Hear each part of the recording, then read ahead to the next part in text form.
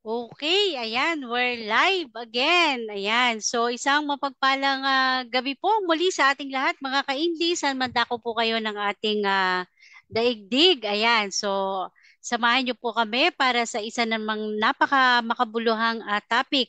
At ito po ay parte ng mga ibibigay na panayam ng ating kapatid na si Cynthia tungkol po dito sa ating Advent. So alam naman po natin na ngayon ay panahon ng Adbyento. At ang magiging topic po ni si Cynthia, so ito po ay part 2 na the advent of the Messiah. So ibig sabihin, ang pagdating ng Messiah. So ito pong part 2 na ito, the announcement of the birth of John the Baptist. So ito po ay may mga koneksyon para doon sa Diyos na nagkatawang tao. So samahan niyo po kami at again, i-share po natin ang ating video na to at kung meron po kayong gustong uling balikan, pwede nyo po yan i-search muli dito sa atin sa In Defense at ganun din dun sa atin sa YouTube Live ay sa YouTube channel po natin ay pwede po kayong ah, mapanood nyo yung ating mga live po dito. Tina-upload ko po doon. And don't forget to subscribe po doon sa ating YouTube channel In Defense of the Truth. Ayan. So, madali lang po siya i-search or type nyo po yung search ng Bro Melchor or Melchor. Ayan. Lalabas na po yan. So, In Defense of the Truth. So, ayan. Kung nakaready na po yung ating kapatid na si Cynthia. So, abangan nyo pa po yung ating pong mga kasunod, I think, 6 na topic po ito para sa ating Advent, ano. So, part 2 na po ito, the Advent of the Messiah, the announcement of the birth of John the Baptist. So, pa-share po ng ating live. Kung meron po kayong gustong linawin tungkol po dito sa ating topic na to, pwede po kayong magtanong dyan sa live at pwede po nating babasahin mamaya, no? So, tayo po ay mag-aral at magnilay nitong ating pananampalatayang Katoliko at isa na po dito yung ating Adbyento para sa topic ni si Cynthia. So, kung ayan, so ready na si Cynthia? So, okay. Napakagandang, napakagandang gabi po sa ating lahat. Ito na po yung part 2 ng Advent of the Messiah, ang announcement of the birth of John the Baptist. So yung part 1 po yung propesya, ngayon po yung pagsilang ni John the Baptist.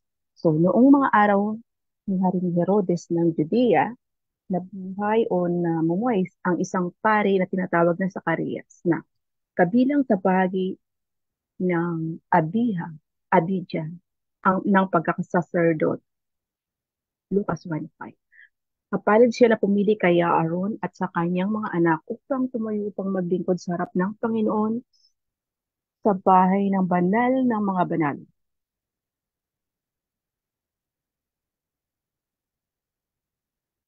Luke 1:5-25. Inihula ng Anghel Gabriel ang kapanganakan ni Juan Bautista. So, bahagi po ito ng talata, verse 5. Noong mga araw ni Herodes, ang hari ng Judea, may isang saserdote na nagangalang Zacarias, na pangkat ng mga saserdote ni Abi. Ang kanyang asawa ay mula sa mga anak ni Aaron at ang kanyang pangalan ay Elizabeth.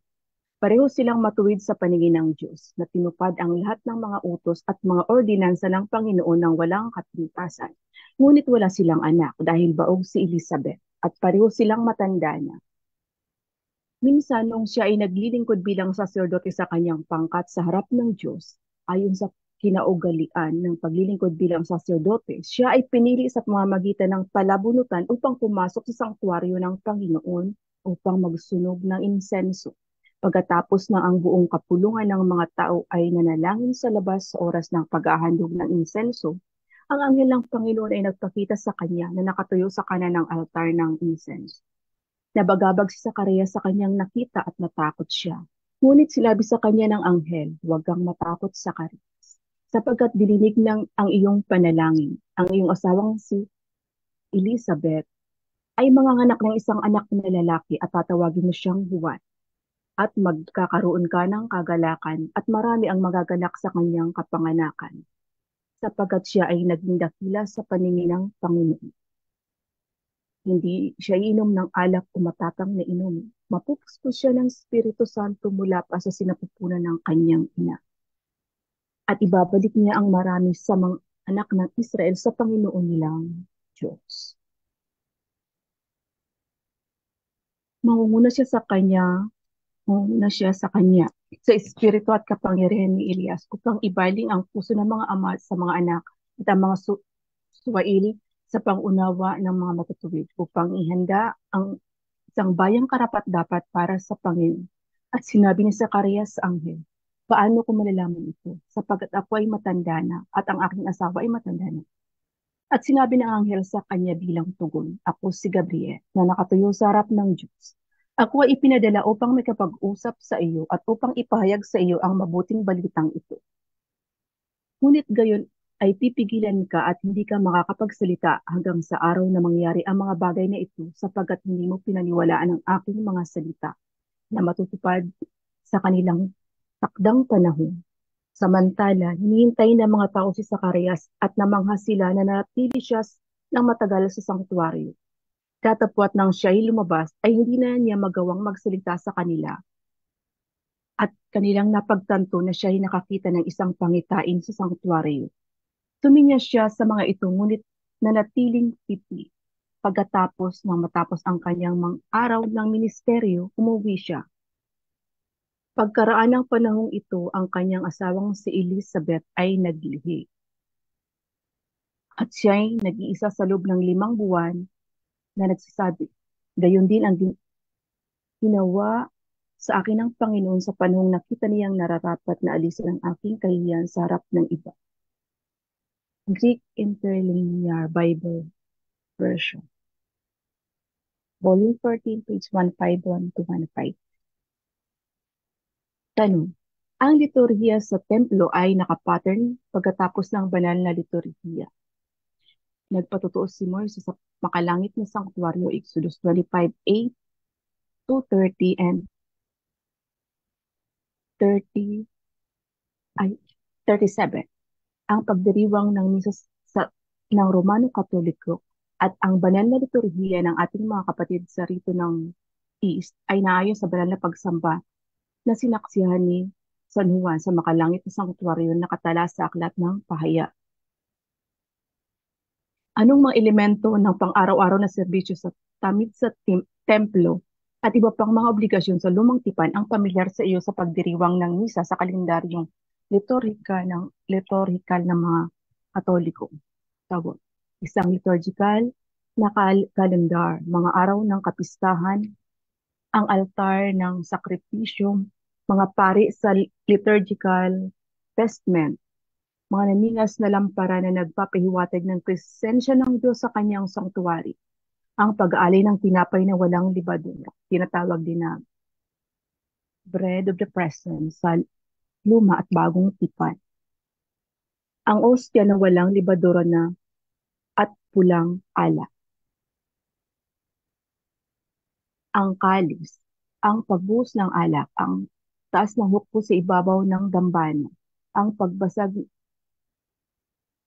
ng buhay na tinapay, ang sakripisyo, ang sensor, ang insenso, ang mga lampstand, ulalagay ng kandila, ang mga panalangin at mga salmo sa pagtugon, ang haleluya, pupurihin ang Diyos na si Yahweh, ang banal na tubig para sa ritual ng paglilinis at paghuhugas ng mga pari, ang sagradong hapunan ng komunyon sa sanktuaryo at iba pa.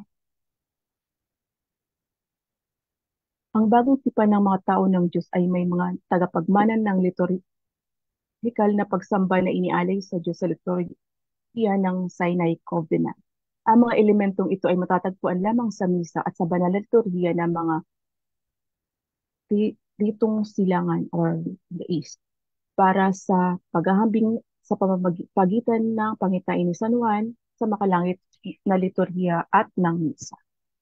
Sa panahon ng paghahari ng Romanong kliyenteng hari na si Herodes the Great, ang pari na si Zacarias ay gumaganap ng kanyang mga tungkulin bilang pari sa templo ni Yahweh.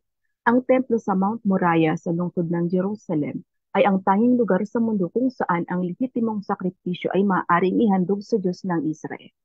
Deuteronomio 12, 8 to 12, and 2 Samuel 24, 18 to 25, and 1 Chronicles 21, 18 to 22, and 1 and 2 Chronicles 3, 1. Habang naglilingkod siya sa makalupang sanktuaryo ni Yahweh, nagulat si Zacarias ng biglang pagsulpot ng isang mensahero mula sa Diyos.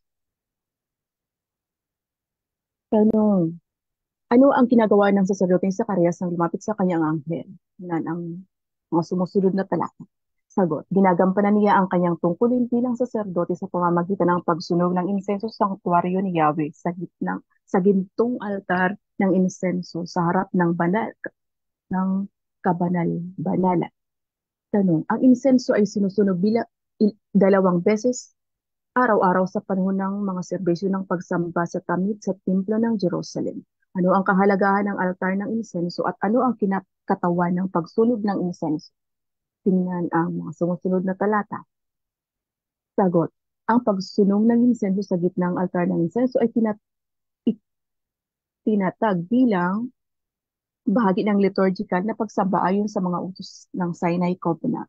Ang altar ng insenso ay naaayon sa altar na nakita ni Moses sa makalangit na sanktuaryo. Ang insenso ay kumakatawan sa mga panalangin ng mga taong pinagtipanan na dinala ng isang anghel ng Panginoon sa makalangit na sanktuaryo na naghaharap ng mga panalangin ng mga tao sa Diyos. Tanong, sino ang propetang si Daniel? Ano ang kanyang kasaysayan? Tingnan ang Daniel 1, 1 to 7 to 20. Sagot. Binihag ng mga Babylonian si Daniel noong 609 BC bago ang pagkawasak ng Jerusalem at Templo ni Solomon noong 587 or 6 BC. Noong 605 BC, tinalo ni Nebuchadnezzar ng Babylon si Paraon kay Necho sa labanan sa Carmami. Tinagaw niya ang matandang imperyo ng Assyria at ginawa ang Babylonia bilang superpower sa rehiyon at ang Juda ay isang estado ng Babylonia. Upang matiyak ang katapatan ng Juda bilang isang vasalong estado, ang Haring David at iba pang miyembro ng pamilya ng hari ay dinala bilang mga bihag sa Babylonia. Ang batang si Daniel at ang iba pang mga anak ng mararangal at pumaharlikang ay dinalang bihag sa panahong ito. Ang mga bihag na bata ay pinalaki at pinag-aralan sa Babylonian court ni Haring Nebuchadnezzar, kung saan ilan sa kanila kasama na si Daniel ay naging mga opisyal ng korte. Daniel 1:12. Ang lahat ng mga pangitain ni Daniel ay nasasangkot sa makasaysayang countdown sa pagdating ng Mesiyas. Ang unang pagpapahayag sa aklat ni Daniel ay may kinalaman sa apat na imperyo na mangunguna sa mga taong pinagtipanan bago dumating ang ikalimang kaharian. Hindi kailanman mawawasak at ang kahariang ito ay hindi mapapasa kamay ng ibang lahi. Ito ay dudurog at sisipsipin ang lahat ng mga naunang mga kaharian. Daniel 2:44. Ipinahayag kay Daniel na ang unang kaharian ay sa sunod-sunod na mga kaharian ay ang Babylonia. Daniel 2:37-38. Ang Babylonia ay nahahalili ng isang kaharian na hindi kasing dakila na sasakupin ng isang kaharian na sasaklaw sa kilalang daigdig noong panahon ni Daniel. Ang ikatlong kaharian ay hahalili sa ikaapat na kung saan ay madadaig naman ng ikalimang kaharian na dudurog at sisipsipin ang lahat ng naunang kaharian at ang sarili nito ay mananatili magpakailanman. Daniel 2:39-42. Sa kasaysayan, ang Babylon ay nasakop ng imperyo ng Medes at Persia 539 BC. Ang imperyo ng Persia ay nasakop ng mahukbong Griego ni Alexander the Great, pagsalakay sa Asia Minor noong 336 BC. Ang imperyong Griego ni Alexander ay nahati sa apat na maliliit na kaharian pagkatapos ng kanyang kamatayan noong 323 BC at nasakop ng mga Romano sa sunod-sunod na pananakop mula noong 148 to 63 BC. Tanong, Pinupisiya ni Daniel ang ikalimang kaharian na hahalili sa ikaapat na imperyo ng daigdig, ang imperyo ng Roma. At mamamahala magpakailanman sa Daniel 2:44 to 45. Ngunit mayroon bang makasaysayang katuparan ng ikalimang kaharian? Para sa iba, ang mga kasangkunian ay ikaapat na kaharian. Tingnan ang Daniel 7:23 to 26 at ang ikalimang kaharian sa Daniel 7:14, 18 at 27. Ano ang makasaysayang fifth na kaharian? Sagot, ang ikalimang kaharian ay ang kaharian ng Mesiyas. Ang batong hindi ginalaw ng kamay ng tao, Daniel 2:44 to 45. Ang ikalimang kaharian ay ang kaharian ng ipinahayag ni Juan Bautista sa Matthew 3 at si Jesus ay naparito upang itatag. Matthew 4:17, ang kaharian na ipinangako kay David at magiging walang hanggan, 2 Samuel 7:16 and 1 Chronicles 17:14. Ang pakalahatang simbahan ni Hesus Kristo, ang kanyang makalupang trono, ang mga vicar ni Kristo, mga punong ministro ay namamahala at tumagabay sa kanyang kaharian. Sila ang mga papa ng simbahang Romano Katoliko. Sinabi ni Jesus sa mga apostol sa taas ng silid, at ngayon ipinagkaloob ko sa inyo ang isang kaharian gaya ng ipinagkaloob sa akin ng aking ama. Luke 22:29. Tingnan din ang Kadikisin 551 to 553, 881 to 882, and 763 to 65 and 936. Tandaan, ang lahat ng mga haring Davidic ay may mga baykar para sa paglalarawan ng mga tungkulin ng isang baykar sa panahon ng paghahari ng Haring Hezekias. Tingnan ng Isaiah 20:20 to 23. Ihambing ang paglalarawan ng otoridad ni Eliakim sa otoridad na ipinagkaloob ni Jesus kay San Pedro at kahalili ni Pedro si Pope Benedict XVI. Tingnan ang the 15th. Tingnan ang Matthew 7:24, 16, 19. Ang pamagat na papa ay isang transliteration ng salitang Griegong mga papa, pagtawag ng isang bata para sa kanyang ama. Ito ay titulo ng obispo ng Roma dahil ang kanyang otoridad ay parang pinakamataas na otoridad ng ama sa kanyang mga anak, at dahil ang kanyang otoridad ay dapat gamitin ayon sa halimbawa ni Kristo ng mapagmahal ngunit matatag na otoridad ng magulang na ibinigay sa kanya ng Diyos Ama sa John 15:7 to 17. Ang mga baykar ng mga haring Davidic ay tinawag na mga ama ng mga taong pinagtipanan. Tingnan ang paglalarawan ng isang Davidic baykar sa Isaiah 21:21 to 23. Ihambing ito sa kinatawan ni Jesus at ng kanyang kaharian, sa kanyang kaharian ng ating simbahan. Tanong, number 6. Ano ang unang karanasan ni Daniel sa Anghel Gabriel? Ano ang misteryo ng isiniwalat ni Gabriel kay Daniel at ano ang pagtukoy sa paghahari ng tanid sa umaga at hapon sa mga talatang ito mula sa aklat ni Daniel? Sagot. Sa kanyang unang pakipagtagpay, Gabriel, sinabihan ang anghel na bigyang kahulugan ang pangitain ni Daniel tungkol sa ram at ang higot at sa apat na mas maliit na sungay na lumabas sa isang sungay ng higot. Daniel 5, Daniel 8:5. Ang pangita ito ay makasaysayang natupad kay Alexander the Great. Ang higot sa Greek, pumasok ang haring Griego, Daniel 8:21. Sinakop ni Haring Alexander ang Greece, ang imperyo na naging kahalili ng imperyong Babylonian, ang Medo Imperyo ng Persia. Ang Medo Imperyo ng Persia na binubuo ng pagsasama ng mga Persiano at Medes ay inilarawan sa pangitain ni Daniel bilang ang dalawang sungay ng Ram. Ngunit sa kasagsagan ng kanyang kapangyarihan, biglang namatay si Alexander noong siya ay 32 years old pa lamang. Sa Daniel 80, naputol ang malaking sungay. Ang kanyang kamatayan ay nagresulto ng pagkahati ng kanyang imperyo sa daigdig ng Griego sa apat na maliliit na kaharian na pinamuno ng apat na pinakamakapangyarihang general na Greek ng Griego ni Alexander Daniel 8:8.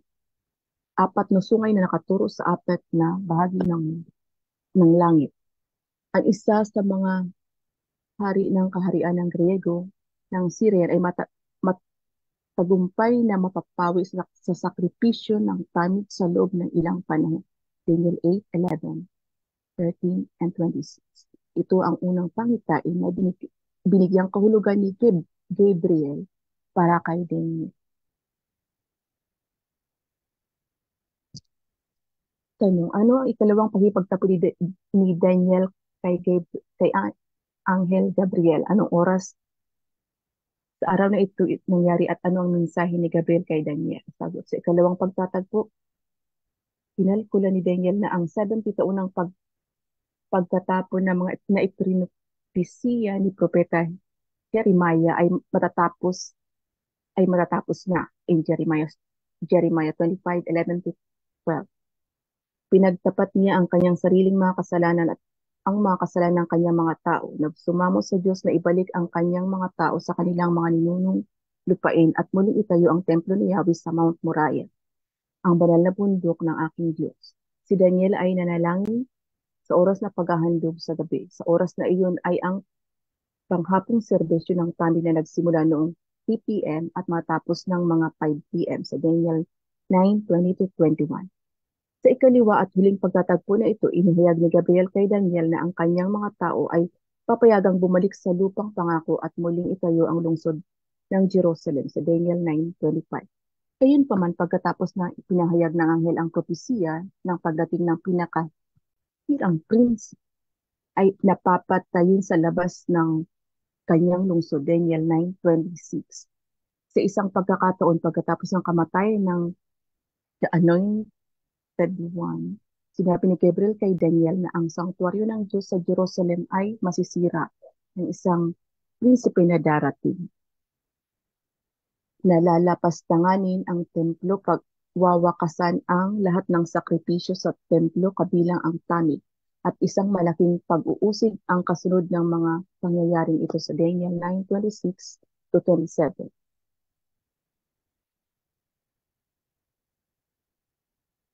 Ang propesiya na ito ay natupad sa kasaysayan kay Jesus na Mesiyas sa Hebrew, Isaiah o Malkiyahu. Ibig sabihin ay isang anointed o Yahweh, pinahiran ni Yahweh. Ang anak ng Diyos na hari na ipinako sa krus sa labas ng mga pintuan ng Jerusalem noong AD 30, John 19:19-20. Natupad din ito kay General Titus, anak ng Romanong emperador na si Vespasian, na noong AD 70, 40 taong pagkatapos ng pag-akyat ni Kristo, ay sinira ang templo sa Jerusalem. Nagtayo ng kasuklam na mga pamantayan ng pagano sa loob ng mga presinto ng templo. Josephus. At tinapos ang tamid at lahat ng paghahain ng hayop sa templo magpakailanman. Ang pagkawasak ng templo ay sinundan ng pagkaalipin ng mga tao sa Judea na nakaligtas sa digmaan upang ibenta lamang sa pagkaalipin sa buong mundo ng Rome. Posible na ang paghipagtagpo ni Zacarias kay Gabriel sa Luke 1:11-19 ay nasa oras din ng hapong sakripisyo ng tan. Pamilyar na pamilyar si Zacarias sa makahulang pagbibilang sa pagdating ng Mesiyas na ipinangako sa aklat ni Daniel. Alam niyang ito lamang ang aklat ng banal na kasulatan na pinangalanan ang anghel na Gabriel, tulad ng paglalagay ni Zacarias ng insenso sa bintuang altar ng insenso sa sanktuaryo ng templo. Ang anghel na si Gabriel ay humakbang mula sa likod ng tabing at sumangga sa banal sa Holy of Holies at tumayo sa kanang bahagi ng altar ng insenso kung saan nakatayo ang mga arkanghel sa harap ng makalangit na altar ng insenso. Luke 11 and Revelation 8:3. Tanong, nang hindi inihayag ang kanyang pangalan, ano ang sinabi ng anghel kay Zacarias? Luke 1:13. Sinabi ni Gabriel kay Zacarias na huwag matakot at dininig ng Diyos ang kanyang mga panalangin. Siya at ang kanyang matandang asawa ay magkakaroon ng isang anak na lalaki at pangangalanan nilang Juan. Ang pinakamausing na pagsasalin ng pangalang Hebreo na John, Yohanan, si, si Yahweh ay merciful o si Yahweh ay gracious. In Tagalog, mahabagin. Sinabi ni Father Mackenzie, Dictionary ng Bible Dictionary, pages 4442, isinalin ang pangalan bilang si Yahweh ay mapagbiyaya, habang si Father Fitzmyer sa Gospel of Luke, sinalin ito bilang si Yahweh ay pinakitaan ng pabor or Yahweh has shown favor. Sinabi ang word na hen, isa salitang Hebreo para sa biyaya or grace, habang ang Hanun ay pinaburan or favored. Hanan, ibig sabihin, yumuko o yumuko sa kabaitan o kabababa upang magpakita ng awa. Concordance.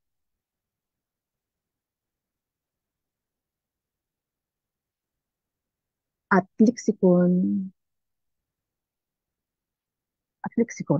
question ng sinabi ng anghel kay Zacarias na ang ipinangakong anak ay dapat italaga sa Diyos mula sa sinapupunan ng kanyang ina at hindi siya kailanman iinom ng alak o anumang pinaasim na alak. Luke 1:14 to 15. Mayroon bang ibang mga lalaki na katulad ng itinalaga ng Diyos mula sa sinapupunan? Sino sila? Tingnan ang Numbers 6:1, mga sumusunod na talata na.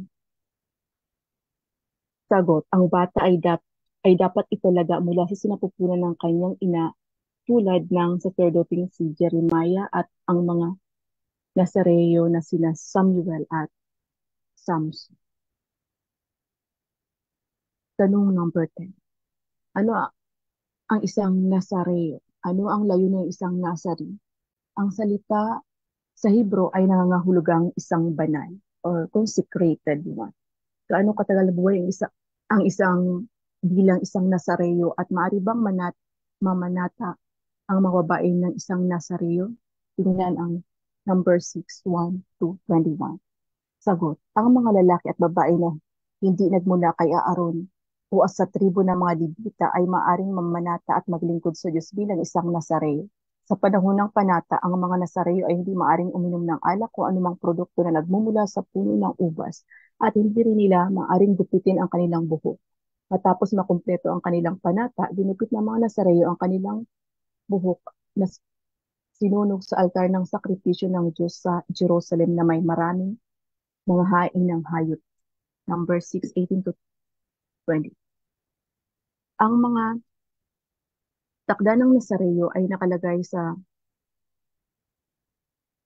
Numbers, Kabanata 6:1 to 21 at nasa pagitan ng mga obligasyon at tungkulin ng pari sa Numbers 3:1 to 4:49. Mga batas ng kadalisayan, Numbers 5:1 to 31 at ang panalangin ng pari, Numbers 6:22 to 27.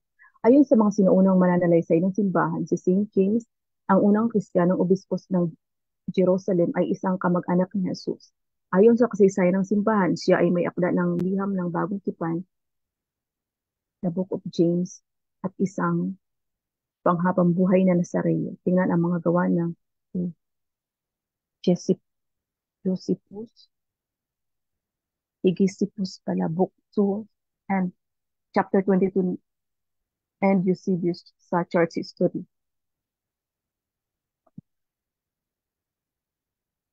Ang Gentile na reyna si Helen ng Adiabene ay isang Hudyong na-convert at natupad ng isang panata ng Nazareo sa loob ng halos 20 na taon.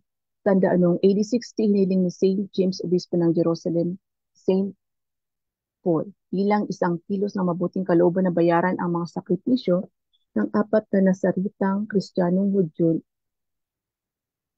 at at hindi maliliit na kilos, ngunit ito ay isang medyo mahal na pagpapakita ng pagkakaisa ng mga Hudyo at Kristiyano. Pablo sa Acts 21:23 to 26. Tanong number 11. Ano ang layunin ng panatang Nazareo? Posible ba si Juan Bautista ay isang Nazareo? Bakit iniutos ng anghel na si Juan ay huwag iinom ng fermented na mga alak?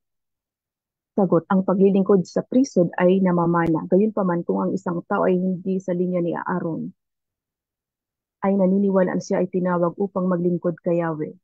O kung ang isang lalaki o babae ay nais na parangalan ang Diyos para sa pagbibigay ng isang petisyon, siya ay maaring italaga at maglingkod kay Yahweh bilang isang Nazareo para sa isang itinakdang haba ng panahon. Tingnan ang Acts 21:23 to 26. O habang buhay, kaya nang nangyari kay Propeta Samuel at sa hukom na si Samson. Si Juan Bautista ay anak ng isang pare at isang pari mismo. Hindi na kailangan para sa kanya ang kumuha ng isang Nazareo na panata na maglingkod sa Diyos.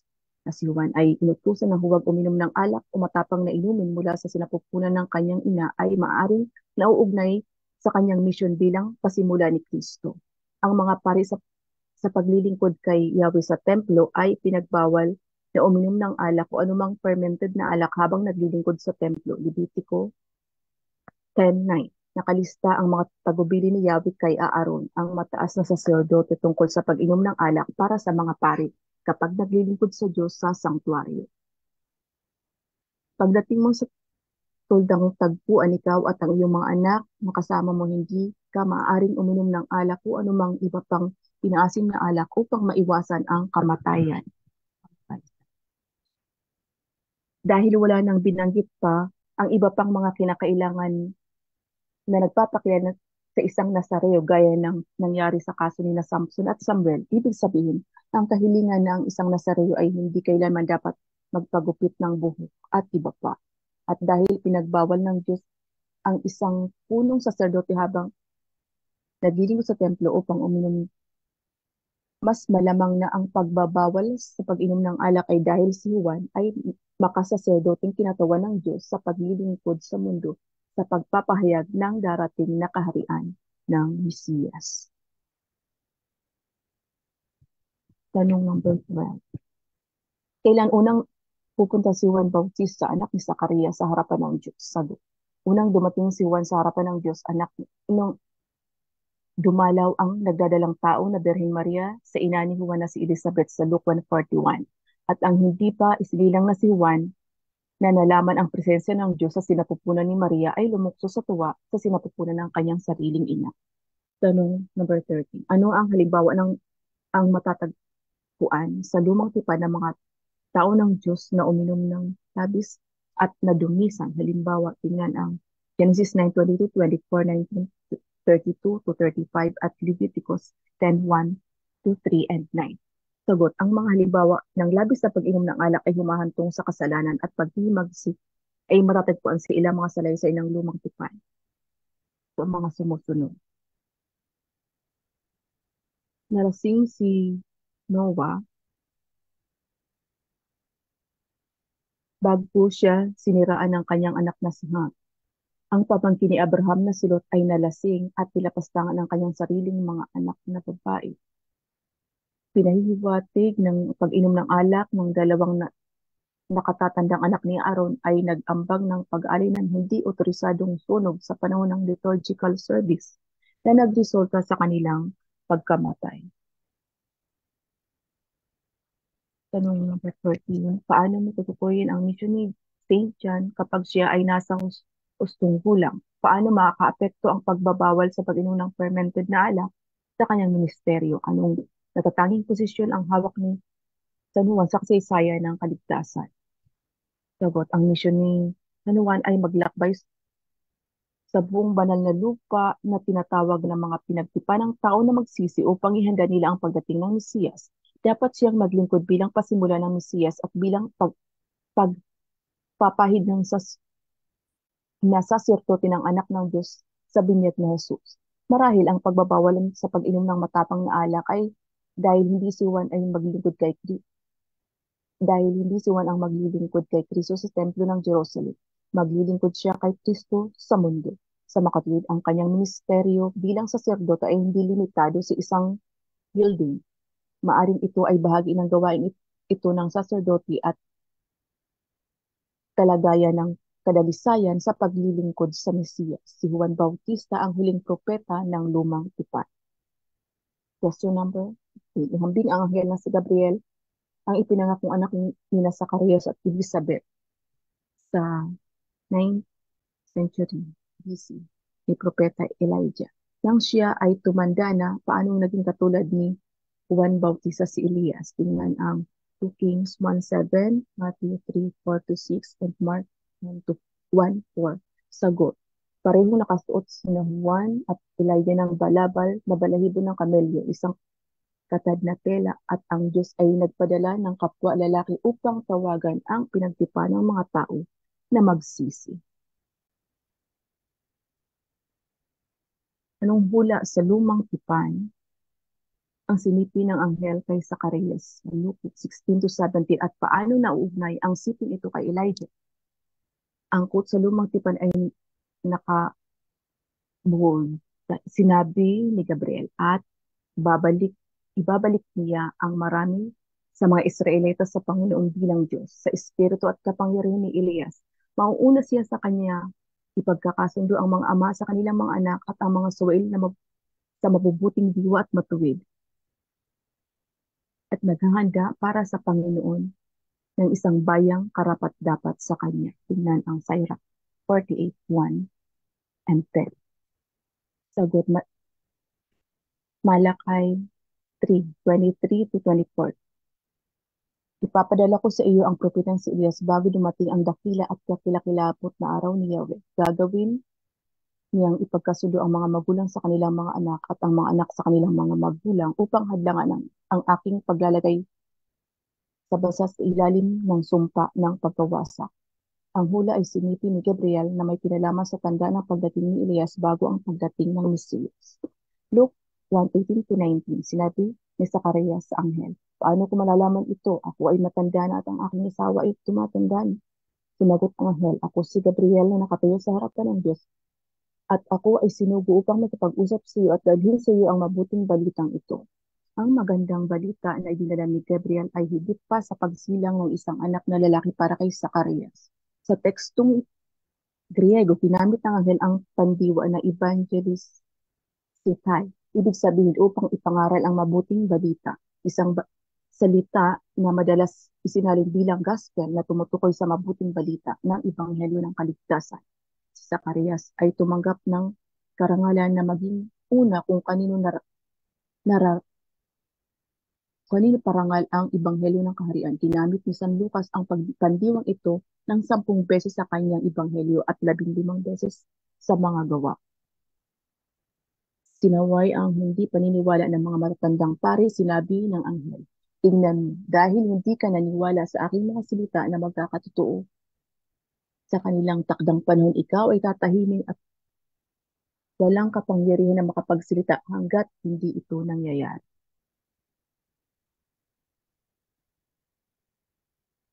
Tanong number 17. Nang magpahayag Zacarias ng pag-alinlangan tungkol sa mensahe ng anghel, ano ang nangyari at ano ang kahalagahan ng paghahayag ng pangalan ng anghel?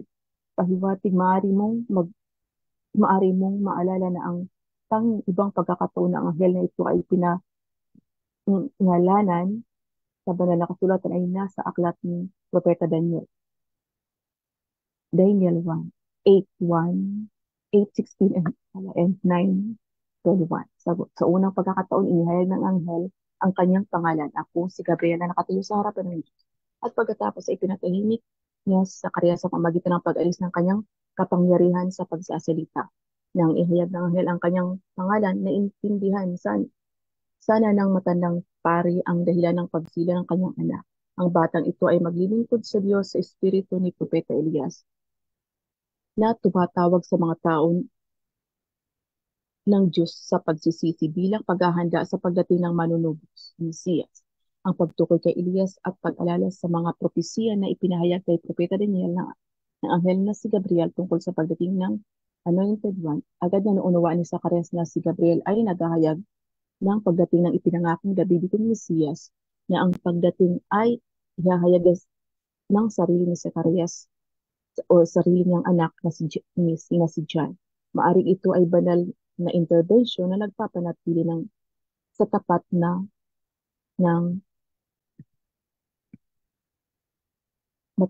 matapat na puso ni Zacarias.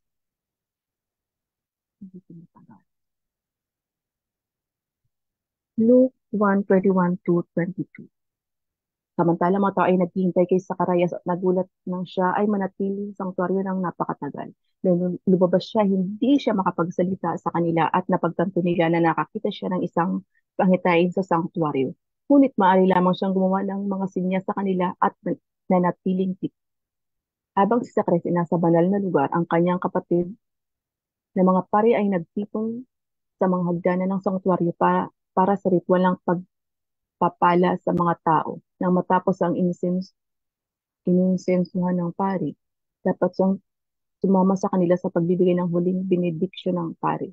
Habang hinihintay siya ng kongregasyon at ng iba pang mga pari, tiyak na lalo silang nag-alala. Ang mga tao ay namatay sa pag-aalay ng banal na insenso. Mga makasalanang lalaki nag-alay ng insenso ng hindi nararapat. Number 16, 1 to 35, 40 to 2 Chronicles 26, 16 to 21. Ang mga pari at mga tao ay tiyak na napanatag ng sa wakas ay nagpakita si Zacarias sa pintuan ng sanktuary. Ngunit doon nila napagtanto na nawala ang kanyang kapangyarihan na magsalita dahil sa nangyari sa kanya sa loob ng sanktuary. Luke 1:23-24. Na matapos ang kanyang oras ng paglilingkod ay umuwi siya.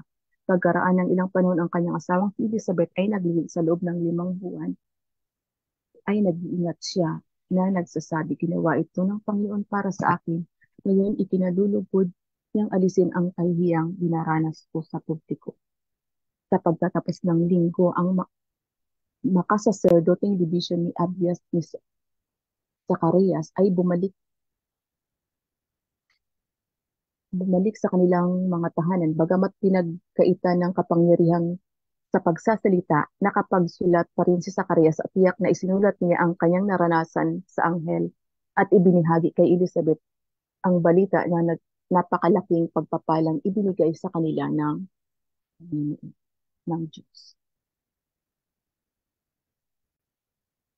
Tanong number 18. Ano ang kahihiyan na binanggit ni Elizabeth sa Luke 1:25? Tingnan ang mga sumusunod na talata.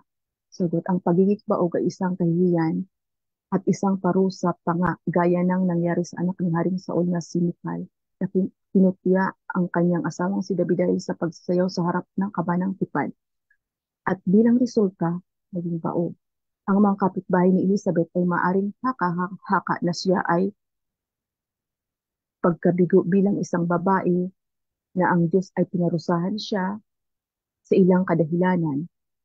Ang ina ni Propeta Samuel ay tinutya at tinutuya ng ibang asawa ng kanyang asawa bago pinagkaloob ng Diyos ang kanyang kahilingan na magkaanak. Maaring naisip ni Elizabeth ang pangunahing tauhang Israelita na si Hannah ang ina ni Samuel. 1 Samuel 1:2 to 22 at 2:1 and 21. Si Hannah ay dumaranas ng kahiyan dahil hindi niya binigyan ng anak ang kanyang asawa. Gayunpaman, pagkatapos ng mga taon ng kawalang kabuluhan, siya ay pinagpala ng Diyos nang buksan niya ang kanyang sinapupunan upang tanggapin ang bata na balang araw ay magiging kanyang propeta, si Samuel. Maaring pinagdasal pa ni Elizabeth ang panalangin ng papuri ni Hannah na nagsisimula ng ang aking puso ay nagagalak kay Yahweh, sa aking Diyos, ang aking lakas ay itinaas. Ako ay tinutuya ng bibig ng aking mga kaaway, ngunit nagagalak ako sa iyong pagliligtas. 1 Samuel 2:1. Dito na po nagtatapos ang aking pagbasa tungkol po sa pagdating ni John the Baptist. Maraming salamat po rin sa pakikinig. God bless us all. Okay, ayan. So, isang napakagandang panayam para sa ating topic po ngayon na gabi na ito. bagamat alam natin na mahaba, pero nakita natin na talagang lahat ay nakaplano para sa Diyos. Di po ba? Lahat ay nakaplano para sa kanyang gagawing pagkakatawang tao. So sabi nga dun sa PowerPoint o dun sa inihayag po ni si Cynthia ay ang napakalaking ginampanan ng ating ni John the Baptist ay yung paghahanda. Yan, yung paghahanda para sa darating na Messiah. So yun po yun lahat siya ay naka-prepare lahat ng kailangan na ah, paghahanda para sa pagdating ng Mesaya. So lahat ng itinalaga ng tao ng Diyos ay napakalaki ng parte niya para doon sa Diyos na nagkatawang tao. Katulad nga ni John the Baptist at siya yung sinabing naghanda ng daan. Kasi kung titignan natin, ah sa Jewish custom, yung ang ginagawa ng mga tauhan before na kapag merong darating na nalimutan ko lang yung verse doon sa Old Testament, pero ito yung kanilang custom para sa isang hari. Kapag ka merong dadalaw doon sa lugar na yon na isang hari, ang ginagawa ng mga tauhan or yung mga tao na maghahanda para dun sa pagdating ng hari na yon, ang ginagawa nila literal na yung mga ah, bato-bato, yung mga medyo parang bundok-bundok na pinapatag nila yon. Pinapatag nila yon. Yon ang kanilang custom before. Kailangan maayos yung daraanan ng hari na darating or yung isang importanteng tao na darating. Pero nakita natin na yung pagdating ng Messiah, kailangan ang sinasabi sa atin doon na kailangan maghanda tayo para doon sa atin ipaghahanda niya ng isang daan yung darating na ah, Messiah sa pamamagitan na kung papaano natin pagsisisihan yung lahat ng ating kasalanan. So, nakita natin na maraming naniwala kay John the Baptist kasi nga itinuturing siyang parang isang propeta. So, itinuturing siyang parang isang ah, propeta during her time. At doon yung propeta na yon, yung nga sinasabing the last prophet, ayun yung magbibigay ng announcement para doon sa haring darating. Kaya nga yung daan na sinasabi doon ay parang sinasabi na kailangan magsisi kayo. So pinagsisi niya yung mga tao bago niya bautismuhan at darating sa atin ang isang importanteng tao sa buhay ng bawat isa. So yung baku-bakung daan na yon, yung buhay natin, yun yung sinasabi na kailangan ayusin or ah, ihanda natin yung ating sarili at sa paghahanda na yon ay yung sisisi natin sa lahat ng ating kasalanan para dun sa isang hari na darating sa buhay natin. So yun po yung significance nun na kaya yung mga tao na ginamit ng ating Panginoong Diyos ay nakatalaga para sa kanyang plano para sa bawat isa sa atin. Lahat yan nakaplano sa kanyang pagdating. Ganyan din po yung napaka ano nung ating topic dahil Advent nga yung pagdating, 'di ba? So yung paghahanda para sa pagdating ng isang hari na magliligtas sa bawat isa sa atin. isang daan na gusto sa atin ng ating Panginoong Diyos ay ang pagsisihan natin ang lahat ng ating kasalanan upang sa kanyang pagdating sa ating buhay, sa bawat isa ay magkakaroon tayo ng isang maayos at matiwasay na buhay sa piling ng ating Panginoong Yeso Kristo. Amen. So medyo wala naman po yatang nagtatanong. Magandang gabi sa iyo, Bro Jumel Valoria. Yan, isang napakagaling na CFD rin po ito. So maraming salamat sa iyo. Si Cynthia, message kita sa iyong next topic. At medyo aayusin ko muna. May topic pa pala si Brother Dandy. Hindi ko alam kung paano ko isisingit itong aking ano. So, sige, i-fix ko na lang. So, hintayin nyo yung message ko. Pero within this week, kailangan maiyan. Tapos may debate pa na isa. So, iaayos ko muna siya. So, thank you. Maraming salamat po sa ating mga nakinig. At again po, kung gusto yung i-review uli or makinig uli or gawing referensya yung ating topic na to ni si Cynthia kanina, pwede nyo po yan balikan dito sa ating page at dun din po sa ating YouTube channel. So again, pa-subscribe po sa ating In Defense of the Truth YouTube channel. Ayan, napakarami po at lahat po ng debate ni Brother Mel. I think napakarami, nasa 500. Kasama na po naman niya yung ibang lahat na ano na po doon. So, I think hindi naman lahat 500 pero marami pong debate na pwede nyo maging reference at lalo na po yung mga topic at ganun din po yung kay Sir Manny na mga topic nandun po napakagaganda po noon. Ayan, pwedeng nyo pong pag-aralan lahat yon at maririnig nyo kung ano nga ba yung pananampalatayang Katoliko at ano nga ba yung ating stand sa bawat topic, sa bawat katanungan ng ating mga kaibayo sa pananampalataya. So don't forget to subscribe po sa ating YouTube channel. And dito po sa ating page, sa ating FB page ay don't forget to like, share, and follow yung pong ating In Defense page po natin.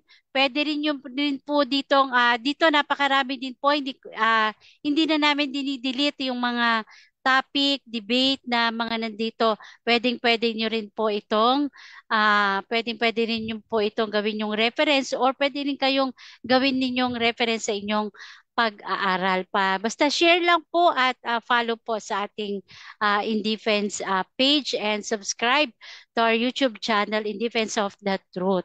So maraming salamat sa iyo, si Cynthia, sa iyong pagbibigay ng panayam at sa atin pong mga kapatid na nag-share at sinamahan din po tayo sa pakikinig dito sa ating topic na to. At syempre, yung mga nandito po sa atin sa loob, ayan, so Mama Angie, Bro Harry, and Bro Adelberto, thank you at maraming salamat sa inyo sa pagsama natin dito sa atin sa loob ng ating Zoom meeting at sa lahat po ng ating mga kapatid na talagang tinatangkilik at nakikinig po sa atin mga pahayag po dito or sa ating mga topic. Maraming salamat po at pagpalain nawa po tayo ng ating Panginoong Diyos. Thank you po and God bless us all. Salamat po Mama Angie and Bro Harry and si Thank you po, Cynthia. Maraming Mamansi. salamat po at isang magandang gabi po sa inyong lahat. Thank you po.